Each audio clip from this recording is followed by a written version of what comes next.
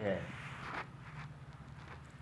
وفی انفسکم افلا تبصرون، اور تمہارے نفسوں میں ہے مگر تم تو دیکھتے نہیں۔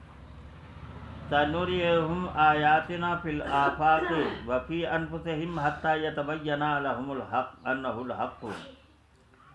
ابھی ہم دنیا بھر میں اور ان کے نفسوں میں اپنی آیتیں دکھلائیں گے، یہاں تک کہ ان پر واضح ہو جائے گا کہ وہ حق ہے۔ آیات سے مطلوب ان پر دلیل قائم کرنا ہے، اور تو اس کا مدلول ہے۔ گویا کہ تو اپنے قول میں کہتا ہے علیکم انفسکم، تم اپنے مکر چھوڑ دو، یعنی ہم پر لازم کر لینا اور ہم پر مداومت کرنا ہے۔ پھر فرمایا لا یضرکم من ضل، تمہیں ان کی گمراہی نقصان نہیں پہنچائے گی، یعنی جس وقت ہم اس کے فکر کے ساتھ طلب کرتے ہیں تو اس کی حرارت اور اس کی طلب ہونا نقصان نہیں دے گا۔ پس مراد یہ ہے کہ ہم اس کی نظر اور عقل کے ماتحت ہیں۔ اذا اہتدیتم، جبکہ تم ہدایت پر ہو، اس امر کے ساتھ جسے تم مجھے میری کتاب میں اور میرے رسول صلی اللہ علیہ وسلم کی زبان پر جانتے ہو، پس تم ایسے مجھے اس وصف کے ساتھ جانتے ہو جس کے ساتھ تمہارے لیے میری ذات ہے۔ گویا تم مجھے میرے ساتھ جانتے ہو، پس تم گمراہ نہیں ہوگے۔ تمہارے لیے میری ہدایت اور تقریب کا نور ہے، جس کے ساتھ ہمارے سیدھے راستے پر چلتے ہیں۔ پس اہل شب کے لیے ہمیشہ کوشش اور مشقت ہے۔ ایسے ہی اپنی نمازوں میں ہر آیت میں اسے اللہ تبارک و تعالیٰ کے ساتھ پڑھنے اور ہر ذکر میں اس کے ذکر کے ساتھ کرتے ہیں، یہاں تک کہ صبح پھوٹتی ہے۔ شب بیداروں میں سے عبدالجبار نفری نے کہا میں محقق علم حق سے واقف ہوا اور اس نے حق کہا، جملہ اس کے لیے جو اس کے موقف میں حق نے کہا کہ اے میرے بندے، رات میرے لیے ہے، نہ کہ قرآن کی تلاوت کرنے کے لیے، حمد اور ثنا کرنے کے لیے۔ اللہ تبارک و تعالیٰ کے ارشاد ہے ان لک فی النہار سبحا طویلا، بے شک دن میں تمہارے بہت سے کام ہوتے ہیں، رات کو میرے لیے مقرر کر جیسا کہ وہ میرے لیے ہے۔ میرا نزول رات کو ہوتا ہے تو اسے اپنے معاش میں دن میں نہیں دیکھے گا۔ جب رات ہوتی ہے تو مجھے طلب کیا جاتا ہے اور تیری طرف نزول ہوتا ہے تو تجھے راحت میں سویا ہوا پاتا ہے، اور عالم حیات میں لیل و نہار کے سوا نہیں، پس تو دن میں نہیں پاتا اور اسے تیرے لیے مقرر کیا ہے۔ بہرحال ایک بات یہ سمجھنا ہے کہ مائک میں جو بولو تو وہ بولتا ہے، اس کے علاوہ کچھ بھی نہیں بولتا۔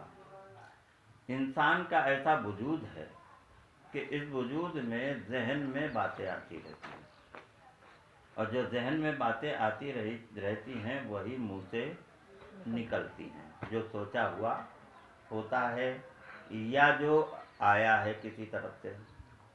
جیسے اچانک بچہ رو رہا ہے گھر میں، تو خیال آتا ہے کہ کہیں بچہ تو نہیں رو رہا، تو پھر ہم اٹھتے ہیں، کیا ہے، گھر کو جاتے ہیں، تو واقعی میں بچہ جو ہے نا وہ کیا ہوتا ہے، روتا ہوا ملتا ہے۔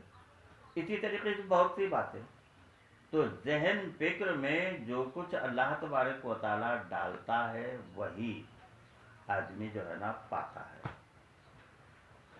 کسی کے ذہن و فکر میں ڈالتا ہے کہ روزہ رکھو، نماز پڑھو، اللہ کی عبادت کرو، اور کسی کے ذہن میں کیا ڈالتا ہے، یہاں مت بیٹھو، جاؤ یہاں سے۔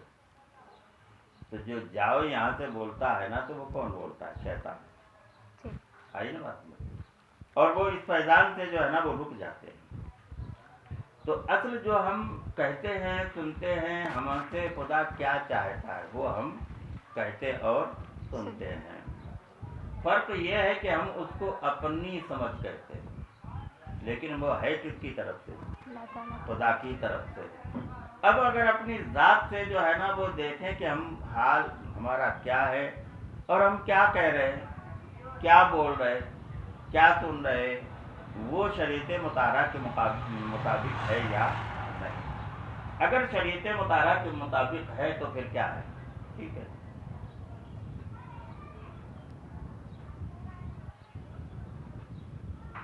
اور جو شریعت مطالعہ کے مقابل یعنی شریعت مطالعہ کے مطابق نہیں ہے تو وہ سب کس کی طرف سے, شیطان کی طرف سے. اب ہم دن بھر جو ہے نا وہ بات چیت کرتے رہتے ہیں, ادھر ادھر کی باتیں کرتے ہیں, موبائل دیکھتے رہتے ہیں یا کچھ بھی ایسا کرتے ہیں. اگر ہم سوچیں کہ یہ شریعت کے خلاف ہے تو پھر کیا ہے, شیطان ہم پر کیا ہے, مسلط ہے. اور اگر ہم ویسا نہیں کر رہے ہیں جو شریعت کے خلاف ہے تو معلوم ہوا کہ رحمان کی تجلی ہم پر ہو رہی ہے. اور ہم کس کے ساتھ ہیں, اللہ تعالیٰ کے ساتھ. اور اگر ہم نے بےمانی بے دھرمی ادھر ادھر کی باتیں کرنا شروع کر دی تو ہم اللہ کے ساتھ نہیں ہیں بلکہ کس کے ساتھ ہیں, شیطان کے ساتھ. لیکن آدمی اس کو سمجھ نہیں پاتا, اس کو کب شیطان کے ساتھ ہے اور کب اللہ تعالیٰ کے ساتھ. اللہ کے ساتھ جو رہتا ہے نا تو وہ دوسرے کے ساتھ رہتا نہیں. ہر وقت جو ہے نا اس کی حمد اور ثنا میں رہتا ہے, اسی کا خیال اس کے دل دماغ میں رہتا ہے. اور وہ ایسا سوچتا ہے کہ کون سا کام کروں جو ہے نا وہ ہم کو اللہ تبارک و تعالیٰ اس میں کیا کرے گی, ثواب دے. جیسے کسی کو پانی دے دے, جیسے کسی کو کیا ہے پانی دے دے, تو وہ کس کو دیتی ہے پانی, اپنے گھر والوں کو, اپنے شوہر کو, اپنے بھائی کو,